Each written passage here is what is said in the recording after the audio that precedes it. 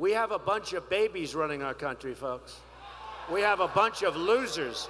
They're losers. They're babies. A sharp-elbowed Donald Trump is shrugging aside his sagging poll numbers today and vowing to hustle through the final stretch. Win, lose, or draw, and I'm almost sure if the people come out, we're going to win. But I will be happy with myself, because I always say, I don't want to think back. If only I did one more rally, I would have won North Carolina. After spending more than a week claiming the election is rigged, Trump's complaints became mere fodder for laugh lines for Hillary Clinton Thursday evening. It's amazing I'm up here after Donald. I didn't think he'd be okay with a peaceful transition of power. That's as the two traded barbs at the annual Al Smith dinner to benefit Catholic charities. The media is even more biased this year than ever before, ever. You want the proof? Michelle Obama gives a speech, and everyone loves it. It's fantastic. They think she's absolutely great. My wife, Melania, gives the exact same speech. And people get on her case.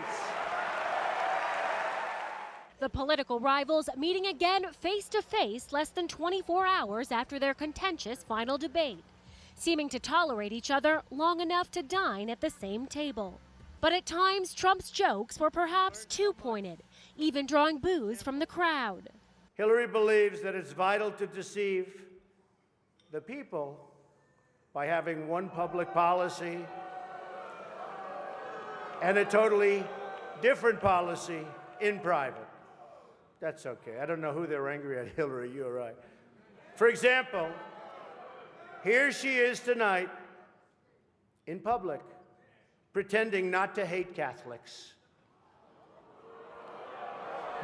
With the major political moments, the conventions, the debates behind them, the campaigns are turning to the nuts and bolts. Clinton releasing an ad today featuring a Gold Star father, who Trump has criticized, recounting the act of valor in Iraq that cost his son his life. My son was Captain Humayun Khan. He was 27 years old, and he was a Muslim American.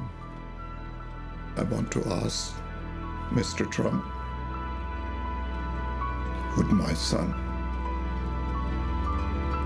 have a place in your America? The ad coming as Clinton relishes a fundraising advantage over Trump, raising nearly $73 million in September, compared to Trump's $53 million. And in yet another sign of good news for the former Secretary of State, early voting tallies show Democrats with an edge in North Carolina, Nevada, Arizona, and even Utah compared to 2012. But there are silver linings for Trump, too. In Iowa and Ohio, some of the strongest battlegrounds for the billionaire businessman, the Democrats' early voting advantage is narrower than it was in 2012.